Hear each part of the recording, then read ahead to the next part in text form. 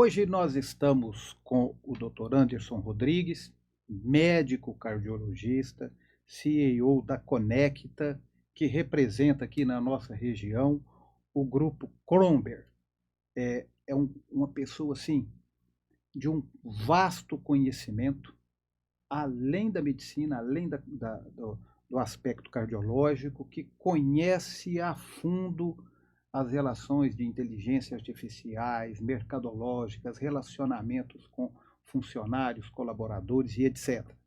E ele veio ao podcast, ele chegou aqui no Estúdio Pops, juntamente com o nosso doutor, mestre e professor da Universidade Federal de Uberlândia, né, doutor Ricardo Padovini Pletti, que além de ser um excelente, um exímio professor universitário, traz aí inúmeras reflexões para a gente avançar em termos de ISG, né, em fazer as práticas do ISG como representante do Observatório ISG da Universidade Federal de Uberlândia. Isso nos honra muito. Dr. Anderson, seja bem-vindo e fale para os nossos ouvintes, quem acompanha o Estúdio Pops, dê a sua mensagem inicial, por favor. Gostaria de agradecer, Lira, pelo honroso convite de poder participar desse momento ímpar, de compartilhar informações e desse bate-papo agradável. Um prazer conhecê-lo também, Ricardo. E eu estou há 1 ano e 6 meses aqui em Uberlândia. Durante 23 anos eu estive em Brasília, atuando como cardio, gestor de hospital, estive na diretoria de relacionamento com o mercado no laboratório SEIB. Fui também da diretoria administrativa da Sociedade Brasileira de Cardiologia. E um pouco antes estive em São Paulo, onde eu fiz cardiologia e iniciei um mestrado em cardiogeriatria. Cá estou, iniciando uma nova vida, um novo ciclo, muito feliz com toda a mineirês, toda a acolhida que existe no povo mineiro. Obrigado pelo pão de queijo. E nós estamos agora numa empreitada de ajudar a saúde corporativa das empresas, melhorar lideranças, melhorar colaboradores em relação à sua saúde física, cardiovascular e a saúde mental desse colaborador, para que ele possa combater burnout, combater depressão, ansiedade. Através disso, ele vai ser mais produtivo para a sua empresa, consequentemente, gera uma maior lucratividade para a sua organização. E o interessante, né, professor Ricardo, que nós estamos, olha que espetáculo. Eu falo que o Estúdio Pops ele tem uma geração de produtos de cidadania que envolve realmente os nossos ouvintes, né, professor? Porque nós estamos no Setembro Amarelo, que é um mês assim muito importante para a gente proteger a vida. A vida é bela e a gente gosta dela, não é isso? Então isso é fantástico. E eu quero, professor Ricardo, que você fale sobre essas considerações iniciais para nós, por favor. Professor Lira, em primeiro lugar, muito obrigado por mais essa oportunidade, né, da gente estar podendo dialogar. Eu e o Dr. Anderson aqui, ele veio da medicina, eu do direito, e a gente acabou se encontrando no mundo empresarial, né? E a gente posso até fazer uma brincadeira aqui, dizer que o professor Lira, que é um estudioso inclusive da filosofia, ele une todos esses conhecimentos, né? Filosofia é a mãe de todos os saberes.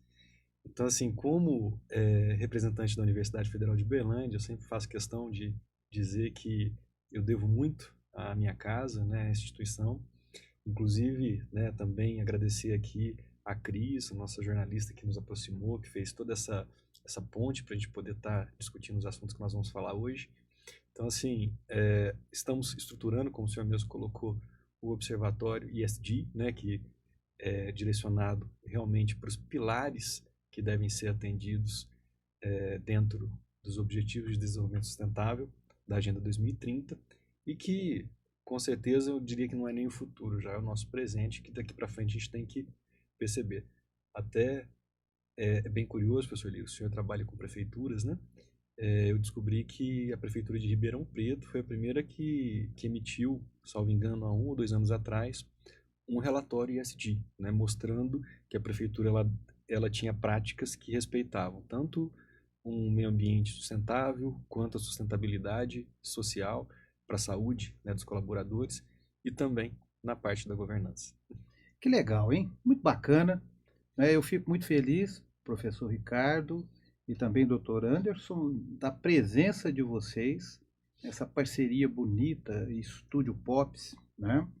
Universidade Federal de Uberlândia, né? Conecta e o Grupo Kromber, no sentido da gente trazer essas explicações, porque para nós que estamos lá fora, na lida, no dia a dia, na correria desse mundo capitalista, desse, né, desenvolvimento acelerado que foi ainda impulsionado pela internet, né, a gente fica, às vezes, no limbo. Por exemplo, eu vou começar aqui com o professor Ricardo. O que é, não é, o ESG? Bom, professor, o ESG ele é uma sigla que indica boas práticas de acordo com indicadores, obviamente, que nós vamos verificar nas empresas. Primeiro, na área de ambiente, né? Vamos resumir essas 3 siglas na ideia de sustentabilidade, que é nós utilizarmos os recursos de agora sem comprometer os recursos futuros, né? E sempre buscando a maior eficiência, melhor aproveitamento desses recursos. De um lado, o meio ambiente, que vem do E, né, de environment. Do outro lado, o social, que tem a ver com a responsabilidade social, que por muito tempo eu na área do direito sempre estudei como função social da empresa, mas agora a gente começa a entender que mais do que uma função social, uma empresa tem uma responsabilidade social, primeiro com seus colaboradores. Eu costumo dizer o seguinte, né, que nem aquela história, não adianta a gente querer mudar o mundo se a gente não arrumar a nossa própria casa primeiro. Então a empresa ela precisa cuidar dos seus funcionários em primeiro lugar, para depois, né, dos seus colaboradores, para depois de fato ela buscar atingir metas, né, que colaborem com toda a humanidade, que também é um dos objetivos. E por fim, a questão da governança, né, professor Lira, que o professor Lira praticamente me apresentou a governança na área pública. Eu já conhecia a governança na área empresarial. Quando eu fui estudar, eu fiz um mestrado, doutorado em Direito Empresarial, né, tive muito contato com esse tema. E perceber agora que essas práticas gerenciais estão vindo para a administração pública é algo fantástico. É algo assim que... Por isso que nós estamos estruturando esse observatório ESG, para ver as empresas que de fato estão atendendo esses indicadores, aquelas que vão precisar do conhecimento acadêmico para aprimorar esses indicadores, e principalmente, né, na área de educação, que, professor Lira, queria até comentar isso. A Cocacer, que é uma cooperativa de café, ela... Olha o café, o café de novo, não adianta, né? O café nos une. Tem uma aula maravilhosa sobre benefícios cardiovasculares do café. É uma das que eu mais gosto. Legal. Olha, Porandu aí. Vocês precisam perceber, né? O professor Matheus estivesse aqui com o café Porandu. Olha que universo lindo quando a gente entra no mundo acadêmico, na intelectualidade. A gente está aqui falando, né, de um observatório da Universidade Federal de Uberlândia, junto com o grupo Kromber, né, no bem-estar, né, de seus colaboradores, e a gente chega no momento que a gente passa para o café, e esse universo do Anderson, né, passeando pelo mundo cardiológico, traz o potencial do café para, né, o nosso coração. Nós vamos ter oportunidade de falar nisso, viu, doutor Anderson? Isso vai ser bacana. Mas aqui, eu te interrompi única e exclusivamente porque a gente tem uma história com a administração pública e com a boa governança. Sim. E aí eu me senti muito à vontade para a gente falar sobre o observatório. Eu quero que você explique para nós, e eu tenho certeza que a maioria das pessoas não conhece, mas precisam conhecer, que é uma maneira da Universidade Federal de Uberlândia aproximar do cidadão, que é uma maneira da Universidade Federal de Uberlândia mostrar que tem uma participação efetiva não só no desenvolvimento intelectual, mas também na nossa prática, no nosso dia a dia. Qual que é a contribuição do Observatório ESG da Universidade Federal de Uberlândia para esse caso, para a gente passar a ter todas as informações aqui com o doutor Anderson? Então, professor, é muito interessante, porque o exemplo que eu citei da Cocacer, ela tem o seguinte objetivo. Ela se adequou aos pilares ESG, né? Ela está buscando se adequar a cada momento, mas ela acrescentou outros 2 pilares que eu realmente, para mim foi novo, eu não tinha visto nenhuma instituição buscar isso, e foi essa uma primeira aproximação com a Universidade Federal de Uberlândia. Eles acrescentaram o pilar econômico, né? Porque não adianta você ter uma empresa que ela respeita o meio ambiente, que ela cuida dos colaboradores, que ela tem governança, mas ela não gera, né, resultado econômico. E, por outro lado, eles acrescentaram um que eles entendem que é o maior, tá? Acima de todos, chamado educação. Então foi onde, né, eu sempre cito a Cocacer do café como um exemplo extremamente emblemático, porque ela está sendo praticamente uma das nossas principais estudos de caso, vamos dizer assim, né? Um dos nossos principais estudos de caso, para compreender como que a universidade, no seu observatório, ela pode estudar essas instituições que estão adequando boas práticas, transformar isso em conhecimento e multiplicar isso para outras instituições que também queiram se aprimorar. Então, por que um observatório dentro da Universidade Federal de Uberlândia?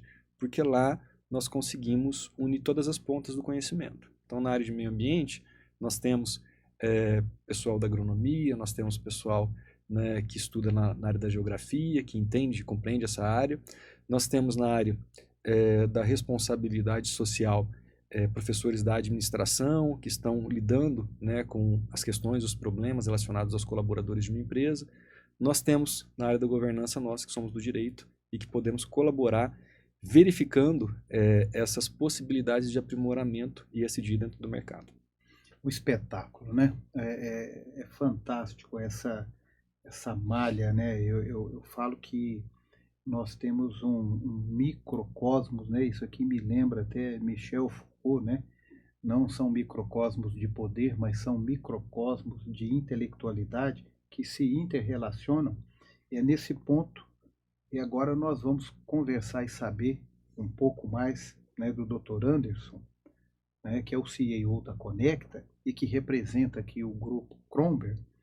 Como é que funciona essa interação eu vou te perguntar, primeiro, o que é a participação do Grupo Kromberg aqui em Uberlândia, tá? Que você trouxe essa inovação, e o que ela representa para nós, para depois a gente fazer essa relação com, né, o Observatório da Universidade. Muito interessante a pergunta do senhor, para que a gente possa mostrar para a sociedade, do Triângulo Mineiro principalmente, tudo de bom que está vindo com o Grupo Kromberg. O Carlos Aldan, que é o CEO, há 22 anos ele fala sobre inteligência emocional. Então, lá no passado, quando ele começou a falar disso, que ainda era mimimi, ninguém queria comprar essa ideia. Que inteligência emocional? Quem precisa ter isso? O que é isso, né? Então, hoje você saber gerenciar as suas emoções e aplicar isso de forma salutar no seu ambiente familiar, social, trabalho, em todos os locais em que você permeie durante a sua caminhada, certamente você engrandecerá os seus resultados, o seu dia a dia. E o Aldan, ele vai nos presentear com uma palestra aqui em 24 de outubro, onde nós apresentaremos o grupo para Uberlândia. Vou interromper um minutinho, Pois não. só para frisar bem claramente. O Carlos Aldan, que é o CEO, né, o representante do grupo Kromberg, estará em Uberlândia. Isso. E no dia 24 de outubro. 24 de outubro. Todos nós já aproveitamos e nós vamos convidá-los, né, todos os nossos ouvintes, aqueles que nos acompanham, doutor Anderson, para estar junto conosco, que você já pode dar essa mensagem, porque é importante para todos. Perfeito. Então, a Anshan está organizando um evento e nós conseguimos trazer como patrocínio o CEO do Grupo Kromberg. O Carlos Aldan, ele estará então dia 24/10 aqui num evento para pessoas, né? É um evento que a Anshan está organizando. Ele abrilhantará esse momento com as suas falas referentes a como utilizar essa inteligência emocional no mundo corporativo. Ele há 2 meses lançou o livro dele falando desse tema, como prosperar com inteligência emocional. Nos últimos esses 2 meses, o livro já está entre os 9 mais vendidos no Brasil. Então, a temática ela é muito importante e, através do Carlos Aldan, ela é abordada de uma forma muito palatável, muito agradável de se ouvir.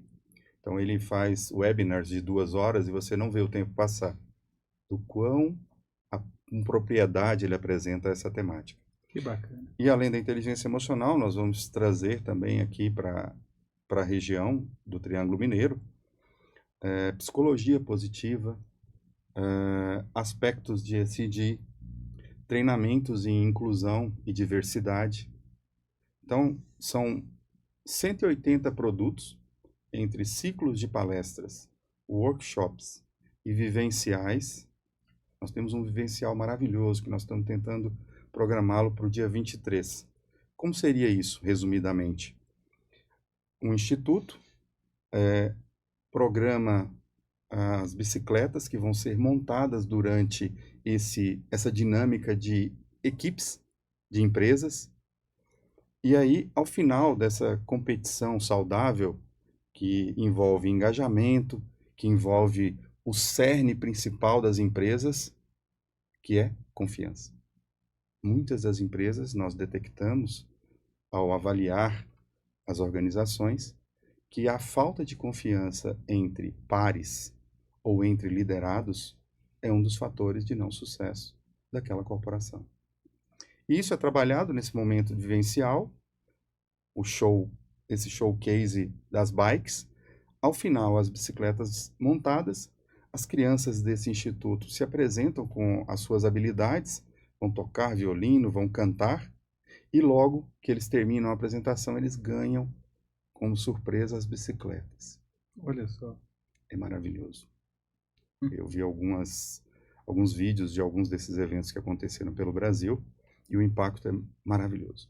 Então a ideia é essa, é trazer conhecimento de alto nível, é trazer quem tem propriedade para explicar uma coisa tão importante que é ter saúde mental no mundo corporativo. Hoje o colaborador que não tem saúde mental, que ele apresenta riscos de burnout, que ele tem depressão, ansiedade, hostilidade, e isso não foi ainda detectado. Então, nós trabalhamos com prevenção.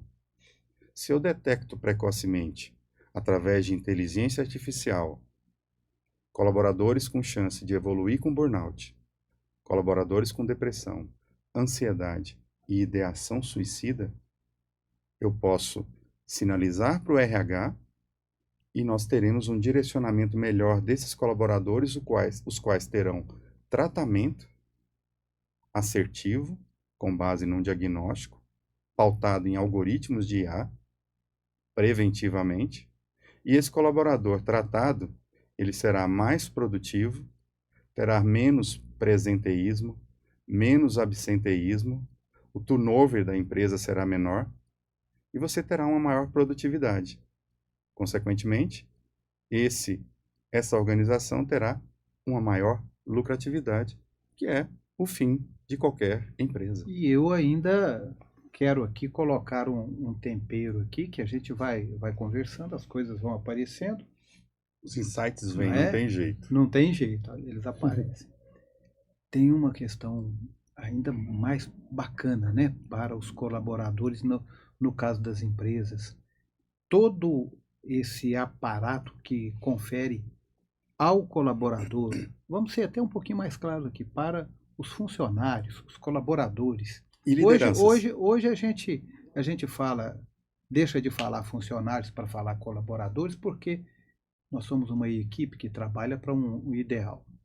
Mas ele se sente seguro. A empresa está abraçando o servidor. Geralmente o que a gente percebe no mundo capitalista, né, é o empresário sugando todas as energias de seus empregados. Nós estamos falando aqui de uma forma diferente. Nós estamos falando de uma sinergia muito importante, né, da empresa, não é com o seu empregado, é com o seu colaborador. E isso, a empresa abraçando, né, essa proposta, ela tem um potencial de crescer mais, mas atrelado ao crescimento, doutor Anderson, vem também o crescimento do colaborador. Claro. A liderança, o dono da organização, o CEO, o presidente, que percebe a importância de cuidar dessa saúde mental dos seus colaboradores e das suas lideranças, certamente ele terá uma maior lucratividade. Eu vou gastar menos com sinistros de planos de saúde, da monta de 29%. Então, se eu consigo economizar a sinistralidade do plano de saúde da empresa através da promoção de saúde mental, eu vou pegar esse dinheiro e investir em outros benefícios.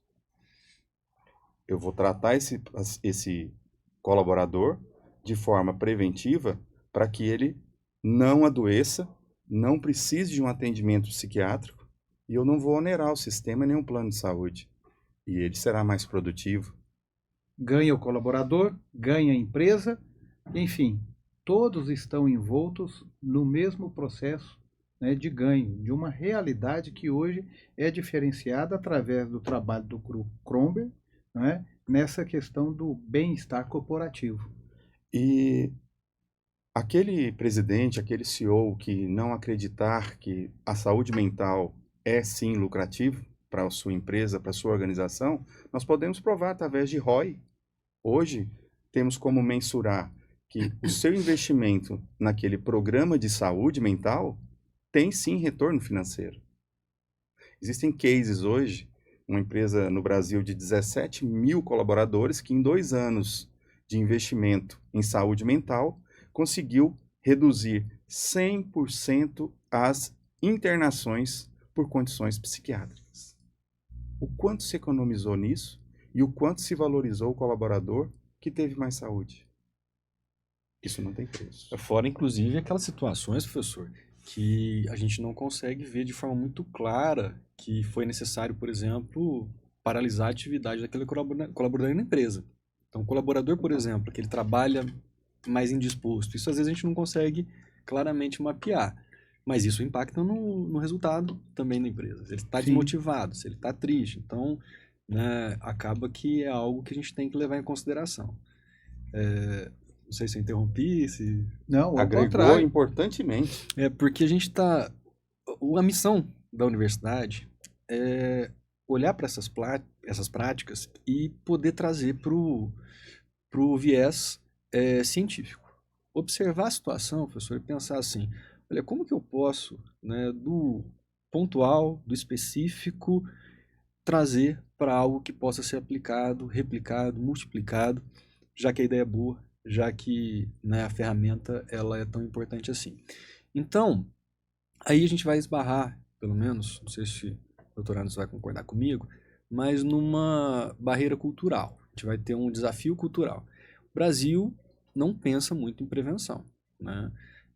Vou dar um exemplo aqui. O professor Lira aqui, tivemos experiência, né, ministrando cursos em prefeituras. Quantas prefeituras têm aquela preocupação, né, que o senhor teve, que na verdade, imagino assim, que o senhor conseguiu incutir na mente dos prefeitos. A gente sabe, por exemplo, que o Rafael, que foi meu orientando, prefeito em Pedrinópolis, ele já é uma pessoa que tem essa visão por ter sempre, né, buscado o estudo, a formação, então ele já olha para frente, né? A prevenção está muito relacionada à estratégia, né? Antecipar a determinados movimentos. Mas isso não é comum no Brasil. Agora há pouco nós brincávamos, né, antes de fazer aqui, iniciar a gravação, a questão do médico, né, que a gente às vezes não procura o médico com antecedência. No direito, não se procura às vezes um advogado para fazer um bom planejamento. Não é uma cultura brasileira nesse sentido. Então a universidade ela tem essa importante missão, esse papel de olhar para essas boas práticas, e aí daí a ideia do observatório, né? Nós observamos essas boas práticas, estudamos essas boas práticas e tentamos sistematizar de uma maneira que isso possa ser multiplicado para a sociedade. Ricardo, e como que vai ser multiplicado? Multiplicado por meio de consultorias, de cursos, de treinamentos, né? Às vezes até mesmo de elaboração de estratégias para que empresas, para que a própria administração pública ela possa se conscientizar dessa necessidade, né, de atender esses pilares, né, de sustentabilidade, porque a sustentabilidade também é social. Saúde mental está intimamente relacionada a um uma sobrevivência do ser humano, uma questão sustentável mesmo. Então a gente precisa sempre tá olhando para essas realidades. Agora, a própria questão do uso da inteligência artificial, eu sou professor de não só direito empresarial na Federal, também sou professor de direito eletrônico, né, de direito digital. A aula ontem, por exemplo, foi sobre inteligência artificial, a gente, diante de alguns dilemas éticos, e é engraçado, professor Lira, a grande habilidade que eu tenho observado que está restando depois de tantas soluções que nós temos da IA é a capacidade de fazer perguntas. Então, assim, eu reparo muito isso nesses podcasts, professor Lira, que ele consegue nos direcionar, né, ser objetivo e tudo mais. Ele nos controla, assim, porque a pessoa tem um bom conhecimento, mas eu preciso. E praticamente o que a gente faz com a IA.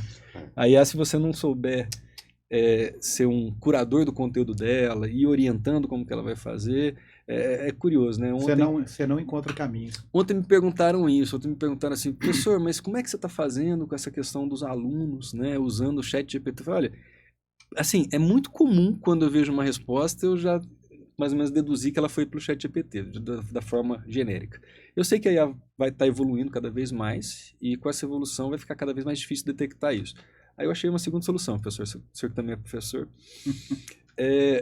Eu tenho quase que abolido provas nas minhas disciplinas, porque assim, a forma de verificar o conhecimento, né, a prova vem daí, né, você provar o conhecimento, eu prefiro que ele faça um trabalho, né, durante todo o semestre, ele vai desenvolvendo, eu dou para ele, por exemplo, uma missão, que ele vai estruturando durante o curso. Chega no final, a prova é o trabalho dele. Eu quero saber sobre o trabalho dele, se ele realmente, né, aprofundou os conhecimentos com aquilo. E aí, assim, ainda que ele tenha utilizado IA como ferramenta, ele vai ter que ter cumprido a missão de ter aprendido, né? Então a gente está meio que se reinventando agora, redesenhando isso, professor. E eu ainda faço uma observação, desculpa, doutor Anderson, só para contribuir e colocar mais um temperozinho. Às vezes parece que com o surgimento da IA, da inteligência artificial, parece que o mais interessante não é a resposta, é a pergunta, né? Sim. Se você não souber perguntar... Perfeito o que o senhor colocou. Eu tenho certeza absoluta que a IA, ela veio para resgatar a inteligência e a competência de quem tem background e consegue utilizar isso. O que está acontecendo com a geração atual? Perdeu-se muito do conhecimento, muito de engajamento, né? E com escola, com ensino.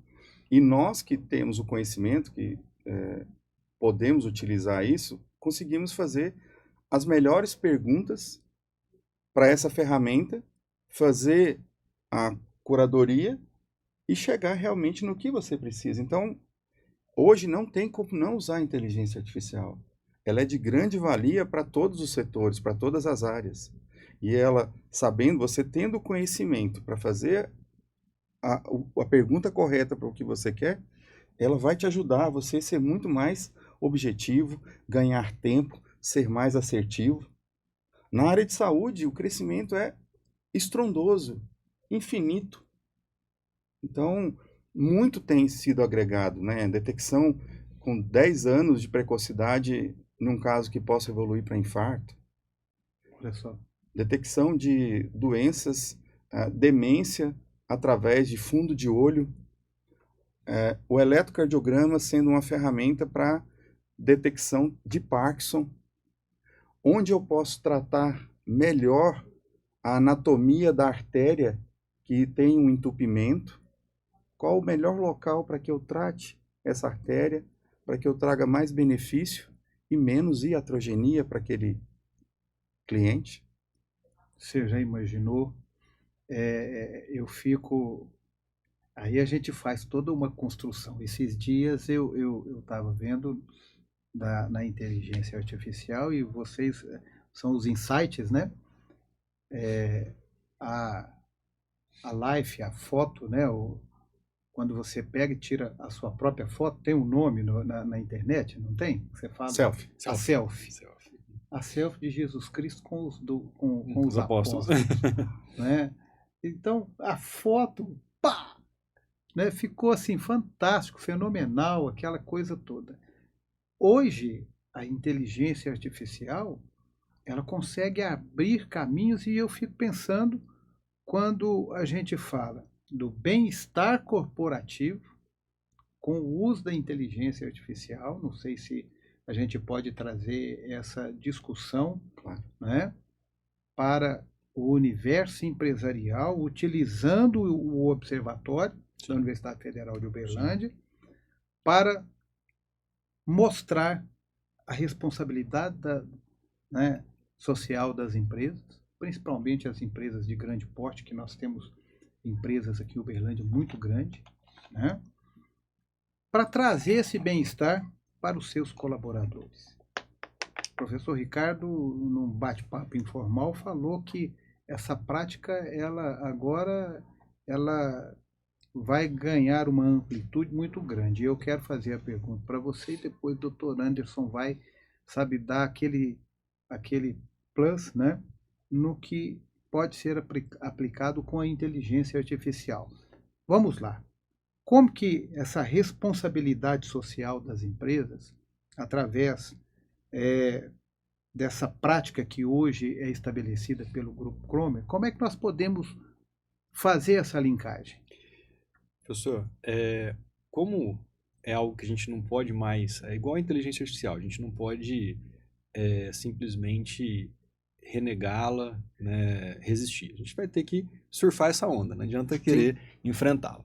Então, quando nós falamos... Na medicina, Ricardo, por exemplo, existe um divisor de águas. Os médicos que estão negando a IA e os médicos que vão conseguir ser melhores para o mercado utilizando a inteligência artificial. Eu ainda faço um cortezinho Claro. aí, porque isso é muito importante para o podcast ficar animado, tranquilo, sim. despreocupado. Não só Não. para os médicos, Não, mas todas as... principalmente para o paciente. Olha só o paciente tendo toda essa evolução, né, embutida no seu tratamento. É resultado, né? A gente vai conseguir resultados. A questão do ESG, professor, o senhor que é da área de história, né? É algo bem interessante, porque essa discussão não é nova, tá? Ela inicia lá por volta da década de 70, quando nós tínhamos ali qual que seria o melhor capitalismo, modelo de capitalismo. Tem o capitalismo, que era aquele capitalismo do shareholder, que é o capitalismo do acionista. Qual que é a missão da empresa? Trazer lucro para o acionista. Eles só enxergavam dessa maneira. E tinha o capitalismo do stakeholder. Stakeholders são as partes interessadas, né? A sociedade, os trabalhadores e assim vai. Naquela época, por um certo tempo, ainda prevaleceu a ideia do capitalismo do shareholder, que é aquele capitalismo, né, só para dar lucro para os acionistas. Mas isso evolui a ponto de nós termos agora, né, essa Agenda 2030, que não tem mais escolha. Eu vou dar um exemplo, professor, na nossa área, tá? Se o senhor entrar no site do STF e buscar lá alguma jurisprudência, eles já estão catalogando a jurisprudência de acordo com os objetivos de desenvolvimento sustentáveis, né, que nós vamos ter para a Agenda 2030 e que são, de certa forma, verificados, que são, de certa forma, diretrizes para as práticas ESG. Então, quando nós buscamos esse tipo de obrigação, ou mesmo até, eu não chamaria tanto de imposição, porque, na verdade, a gente não tem ali um poder obrigando isso, mas é uma realidade de mercado. Empresas que não se adequarem ao ESG, eles vão acabar sendo excluídas pela própria sistemática da economia de mercado, do capitalismo. E quais são as empresas que vão melhor se adequar ao ESG? Aquelas, já respondendo a pergunta do senhor, que vão, de fato, atender aos melhores desenvolvimentos, as melhores soluções que o mercado vai trazer. Então, quando o Dr. Anderson fala dessas questões, quando ele menciona que nós temos ali ferramentas, e aí vem a minha resposta, as ferramentas utilizadas para potencializar, para exponenciar a utilização das diretrizes ESG, elas que vão ser o grande diferencial das empresas no mercado. Então, não tem como discutir, não é mais, né, vamos dizer assim, uma vantagem competitiva você ter uma empresa que ela tem responsabilidade social, que ela cuida, não é só uma vantagem competitiva, é uma questão de sobrevivência, é uma questão de necessidade de se adequar ao mercado. Aquelas empresas que atenderem melhor esses objetivos, que atenderem melhor essas diretrizes, se valendo de ferramentas, seja de uma boa consultoria, seja de ferramentas de IA, seja, né, de uma cultura que vai, de certa forma, levar isso para os funcionários. Tem uma frase que eu gosto muito que diz o seguinte: quando você não tem esse alinhamento cultural, você acaba que tendo qualquer estratégia sendo jantada pela cultura no café da manhã. Então, assim, cultura, janta, estratégia no café da manhã. Não adianta passar o dia inteiro as estratégias e palestras e reuniões e liderança, mas a gente não fomentar isso, não incutir isso na mentalidade, né, dos funcionários, dos colaboradores. Complementando, Ricardo, perfeito a tua colocação.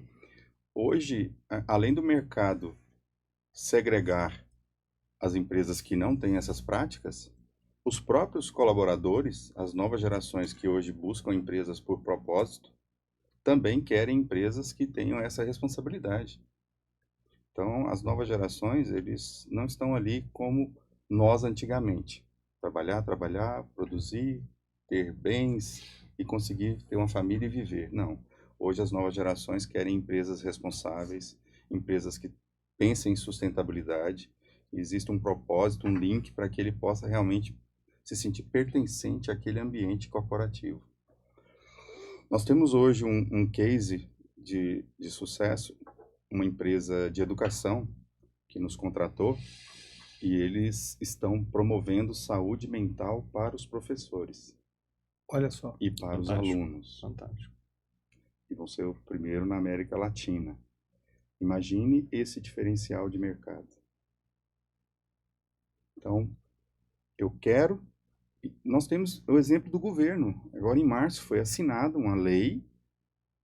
O projeto de lei era da Maria Arraes, uma deputada, e agora o presidente assinou a lei que trata da saúde mental para as empresas. Aquelas empresas que promoverem saúde mental, essa lei ainda está em período de maturação, mas nós já temos uma luz no fim do túnel mostrando a empresa que promover saúde mental para os seus colaboradores, para as suas lideranças, essa empresa terá um selo de qualidade.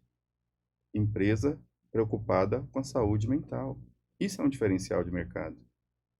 E isso faz com que você tenha um valuation para que a população procure a tua empresa como diferencial. O colaborador vai procurar essa empresa porque ali ele vai se sentir valorizado.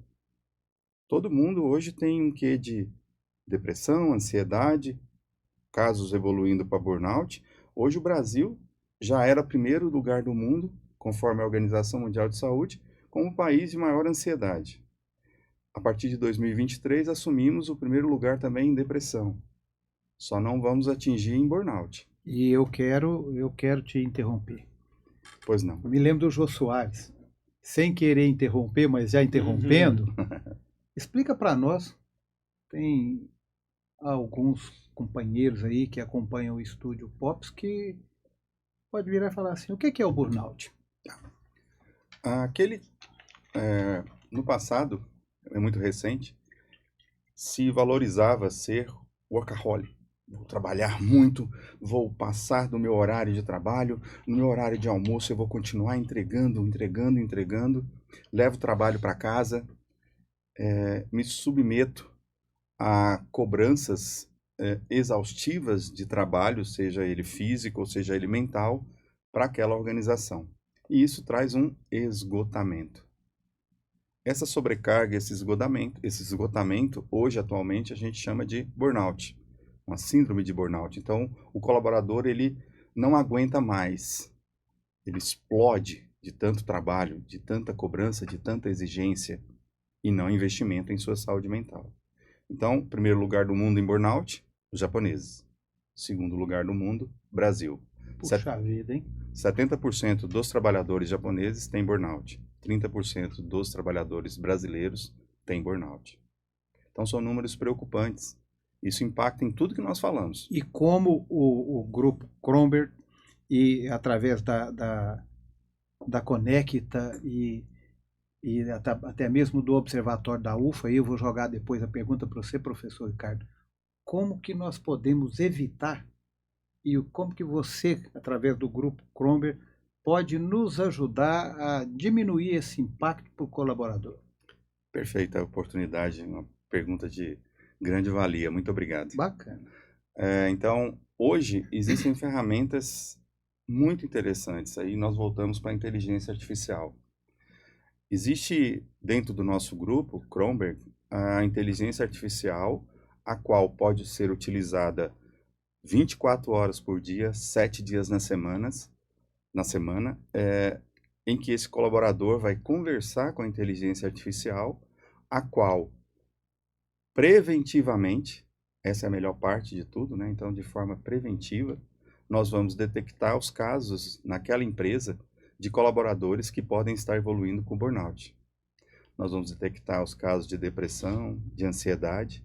Inclusive, existem dentro dessa ferramenta de IA algoritmos para a detecção de ideação suicida. Nós estamos agora no Setembro Amarelo e a valorização da vida tem que ser lembrada sempre, não só no setembro, todos os meses do ano. A incidência de suicídio vem aumentando de forma muito preocupante em todo o mundo. Assustadoramente. Isso. Então, a não inclusão, o bullying, o cyberbullying, problemas financeiros, problemas psicológicos, problemas de gênero, tudo isso impacta para que a nossa sociedade, cada vez com menos saúde mental, evolua com essa ideação suicida e, em alguns casos, infelizmente, de suicídio. Então, nós temos a ferramenta hoje para ajudar de forma preventiva a detectar esses casos. Detectado o caso, ele vai ser direcionado ao RH para que a gente possa atuar antes desse colaborador precisar de ser afastado, de gastar com o plano de saúde, de ter que buscar um psiquiatra, de ter que ter tratamento. Nada contra psiquiatra, nada contra tratamento. Cada caso é um caso. Mas se eu posso, antes, preventivamente, detectar e direcionar esse colaborador, ele não será afastado, ele terá mais saúde mental, ele terá mais saúde na sua casa, na sua empresa, mais produtivo ele será, consequentemente, a empresa vai ganhar na lucratividade. E eu fico muito preocupado, eu sei que a pergunta depois iria para você, Ricardo, mas olha só, a gente faz aqui até uma autoconsulta, né? Porque os escritórios de advocacia, eles trabalham com prazos. E muitas vezes a gente não tem o número de colaboradores, né, que o escritório, para movimentar a sua carteira de clientes, ele precisaria ter. Então acaba sobrecarregando, né? A gente pode falar até mesmo aqui no nosso meio, às vezes a gente percebe que um advogado ou uma advogada está mais sobrecarregada com prazo do que o outro, e é importantíssimo essa questão da gente detectar. Vamos lá. A pergunta agora está contigo. Eu fiz a observação, mas é porque é praticamente a autoconsulta, né? Então, professor, eu acredito assim que aí eu vou fazer uma visão um pouco mais macro, né, dessa discussão. O papel do direito, por exemplo, para fomentar essa nova cultura, para fomentar a multiplicação dessas práticas, né, que elas realmente se tornem algo mais comum, né, se não frequente dentro do mercado, seria a gente adotar políticas de sanções premiais, né? O que são sanções premiais? Sanção no direito, doutor, significa sempre uma consequência de uma norma jurídica. O pessoal entende sanção como uma punição. Não necessariamente. Nós temos Nem sempre. Nós temos sanções, que são consequências, por exemplo, sanções premiais, que você vai dar um prêmio, é um incentivo fiscal, por exemplo, você vai ter, de fato, um benefício que a lei vai conceder para aquelas que se adequarem a isso daí. Eu acredito, sinceramente, que vai ser o nosso futuro, porque não adianta só ficar no viés punitivista. É necessário, sim, por exemplo, é necessário você ter o Ministério Público do Trabalho combatendo, por exemplo, o trabalho escravo, verificando realmente ações que são completamente contrárias a esse tipo de saúde mental para os colaboradores.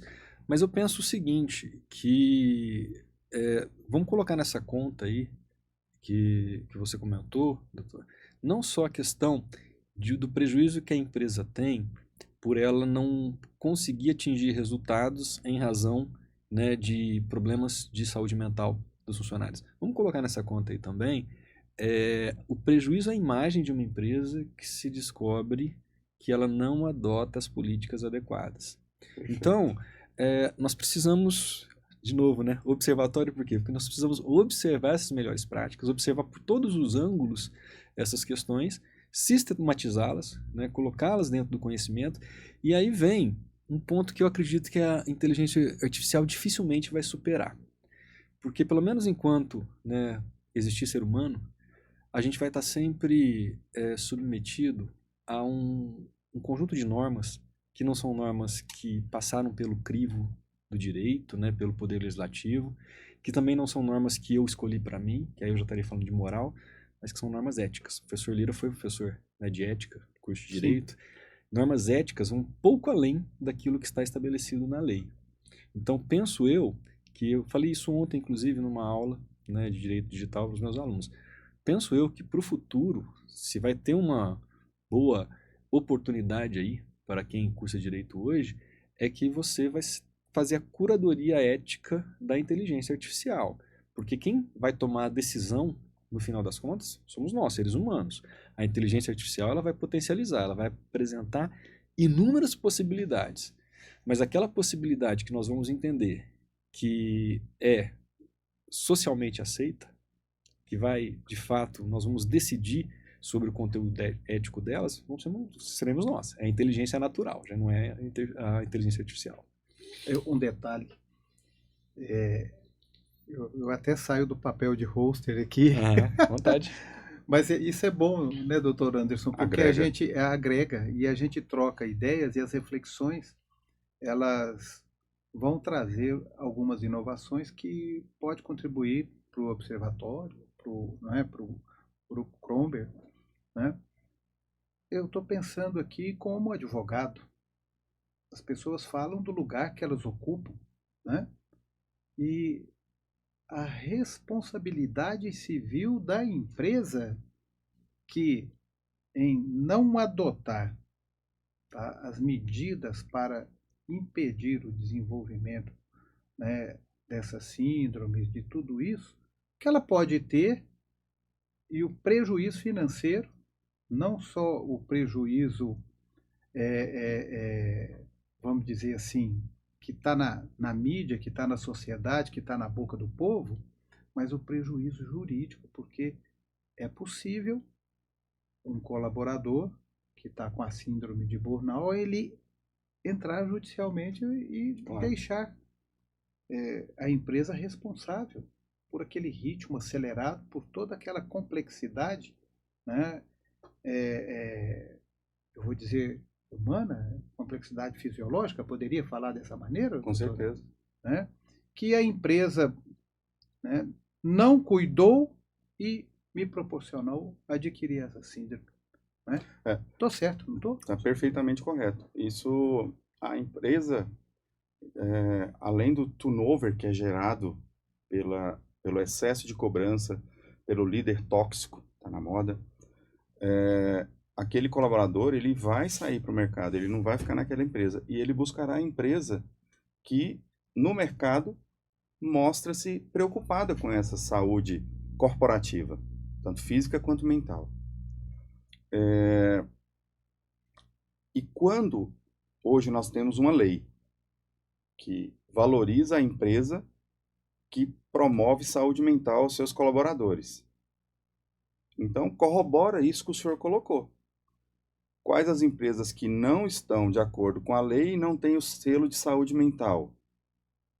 essa empresa ela vai ficar fragilizada do ponto de vista jurídico, para que todos os colaboradores que apresentem burnout, por exemplo, possam levá-la à justiça.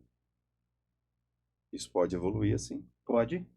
Outro aspecto interessante da interação entre saúde, inteligência artificial e direito. Quem vai ser responsável quando um médico ou a instituição utiliza a inteligência artificial para um diagnóstico ou para um tratamento? O médico que usou, o hospital, instituição ou o criador do software? Né? Então, existem questões muito importantes que precisam, o mais brevemente, serem sanadas por regulamentações. Isso já hoje na Europa já está mais sedimentado. No Brasil, caminhando, infelizmente, vagarosamente ainda. Esperamos que isso modifique e acelere esse processo. Mas hoje, o direito tem que estar muito antenado nessas novas regulamentações, as quais gerenciam a inteligência artificial, para que, como os senhores colocaram, eu possa assessorar melhor o meu cliente nesse novo nicho. Que bacana. Eu achei interessante, professor, esse viés que o senhor colocou na questão jurídica, da responsabilização. Eu particularmente entendo que o burnout ele pode ser considerado uma forma de acidente de trabalho, né? Ou seja, a empresa ela não tomou as devidas precauções para que aquilo acontecesse. A gente sabe muito bem que no âmbito da responsabilização por acidente de trabalho depende de verificar a culpa, né? Então você não vai ficar ali discutindo se houve negligência, imprudência ou imperícia. A responsabilização é objetiva. Então, a promoção da saúde mental, e eu volto a insistir, além do prejuízo financeiro que acontece em razão de uma condenação por acidente de trabalho, também tem o prejuízo da imagem, que isso daí é quase que mensurável. Sim. Então, determinada empresa foi condenada por acidente de trabalho, por um precedente, por exemplo, de um magistrado da área do trabalho que entendeu que aquilo ali era um acidente de trabalho. Isso, né, multiplica inúmeras vezes, né? E imagine você se através da evolução da síndrome acontece aí o colaborador acaba suicidando. Olha o contexto, Olha né? o aspecto. O conjunto probatório, mas a gente não pode perder de vista a responsabilização da empresa. De Olha jeito só. nenhum. É um impacto dantesco. A gente imaginar que. E hoje, como o Ricardo falou, a imagem da empresa. Hoje é possível você. Graças a Deus, existiu um gap muito grande entre desde quando o problema existe, sempre existiu o problema de saúde mental, e atualmente está tendo o valor necessário que o problema traz. Então, se agora tem a atenção que merece, por que não promovê-lo? Eu vou ainda esperar o quê? Para que evolua dessa forma, que aquele burnout ou vários casos tenham ideação suicida, eu perco o colaborador, e eu tenho que treinar um novo colaborador, e turnover aumentando, Sim. e a empresa com a imagem que não vamos trabalhar lá não porque o ambiente é tóxico. O ritmo lá é aceleradíssimo. A sua entrega vai ser além do necessário e você vai prejudicar as suas coronárias, por exemplo. Ter depressão aumenta 6 vezes o risco de infarto. Você me fez lembrar, nas minhas aulas, eu começava as minhas aulas, eu dava aula de História do Direito, era no primeiro período. Eu sempre falava, olha aqui, a advocacia, Rui Barbosa falava isso, né, que a advocacia não é para os fracos, são para os corajosos, né? Essa frase ficou muito, muito divulgada. Mas eu falava, olha, a advocacia também mata. Ela pode te levar, né, problema no coração, pressão alta, diabetes. Então você tem que saber fazer isso. Eu descobri que eu tinha, né, problema de pressão quando eu fiz um exame na medicina do trabalho. o ritmo acelerado. Aula, escritório, né? Na época eu trabalhava na Defensoria Pública e aquela correria toda.